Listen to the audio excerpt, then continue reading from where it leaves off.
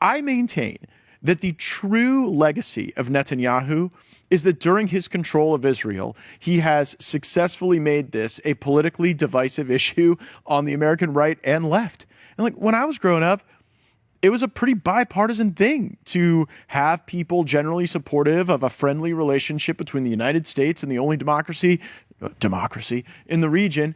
And now on the left, it is a major issue in primaries. Do you think it will be on the right? And like, are we on in the cycle where in 2028, maybe on the Republican stage, maybe on the Democrat stage, maybe both, like you're going to see definitively anti-Israel candidates running for president saying, nominate me to lead this party and I won't make us subservient to Israel. And nobody else on the stage will say that. Like, it has to happen, Matt. It has to happen. I mean, I'd like to see what happens if anybody who says that actually gets close to the presidency in the United States. There are going to be a lot of very powerful interests who are going to be very frightened if that happens. But the reason why I say this has to happen is because the polling data that you reference is extremely clear. Every single demographic group in the United States has now, as a majority, views Israel unfavorably, except for conservatives over the age of 50 or Republicans over the age of 50, which they're still clinging on to this sort of, they've been indoctrinated going back to the Cold War about Israel.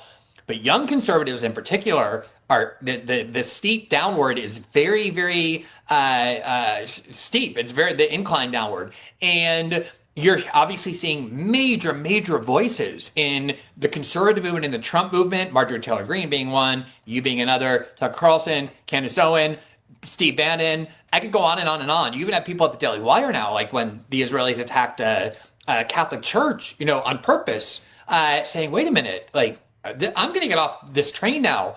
So there's only so long that you can sustain a gigantic breach in public opinion on the one hand and what the members of Congress do, and especially in a primary where if you have growing sentiment that I wouldn't even call it anti-Israel, I would call it more like opposed to the idea that we're supposed to be tied at the hip to this foreign country. And younger conservatives have not been steeped in this. Israel really hasn't been talked about for the last 10, 15 years. This is really the first time a lot of people are getting a look, not just at Israel, but at how the U.S. serves Israel. And it's really a shocking thing. People are watching babies blown up every day, babies starving, and the Israelis doing what they're doing in Gaza, but also bombing Lebanon and Yemen and Syria, and then cajoling us into helping them bomb Iran. It seems like it's the only thing that the DC class talks about. And as a Jew, I actually do worry about how this is going to spark anti-Semitism in the sense that people are going to start to wondering, like, why is our government so controlled? Why is it so dedicated to this one country? And then also, I just want to say, Matt, because in some ways, this is the most important thing to me. As you know, I was very vocal in denouncing big tech censorship, Biden administration censorship. I absolutely supported the lawsuit to sue the Biden administration to bring it to the Supreme Court, that it was a full frontal assault on the First Amendment to coerce and threaten big tech companies to remove dissent on COVID, Ukraine, the 2020 election. It's why I'm at Rumble, because they're a free speech platform. But what we're seeing now is a full frontal assault on free speech in defense of Israel. I mean, the Trump administration is demanding a radical expansion of hate speech codes to wildly expand what anti-Semitism is under this new definition called the International Holocaust Remembrance Act, so that now definition on is major college bonkers. campuses, that definition is totally bonkers. That definition, you cannot. You're barred from saying. Listen, this is a Trump presidency that was devoted to restoring free speech and opposing censorship. You are now barred from saying that you think that what the Israelis are doing in Gaza is similar to what the Germans did in World War II. You can say that about any other country. You can compare the United States government to Nazism. You can compare any other any other country you want on the earth. Just you cannot say it about Israel.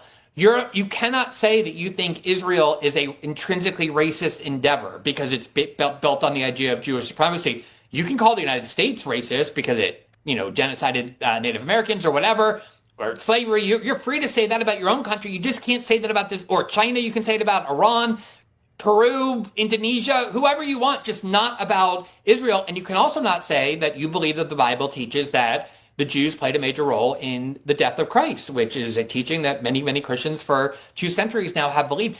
I'm not saying you have to agree with any of those views, but how can you be banned, punished? How can this be off limits? You'll be fired if you're on the faculty. You'll be expelled if you're a student for expressing any of those views. There's a stranglehold on free speech in the name of this foreign country, not even to protect our own people, but in the name of protecting this foreign country.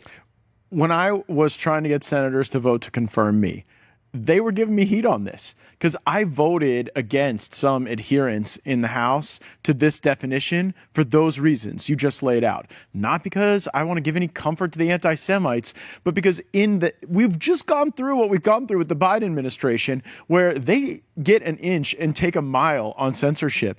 And you look at a definition like that, and it's almost meme-ish. You're like, oh, well, how many products made in Israel do I need to have in my house to like prove that I am not a boycotter? What is a sufficient amount of lamb's blood to paint on the door with my allegiance to Israel? And I'm sitting here getting grilled by the senator on this, who ultimately said they would have voted to confirm me. But I'm thinking to myself, who is having you ask these questions? Like, you from some Midwestern state where this can't be like central to what your constituents want in an attorney general, but it is so in the forefront of their mind. And I'll conclude our discussion on the Israel thing with this. You can't have this kind of a disconnect where the political representatives are so beholden to an ideology or any viewpoint that is becoming increasingly toxic to the body politic at an exponential rate. This system will not allow that to hold, and you will start to see people emerge and say, vote for me because I will not betray you in this way. And when that happens, I think that, like Glenn said, some really powerful people are going to be pretty nervous about it.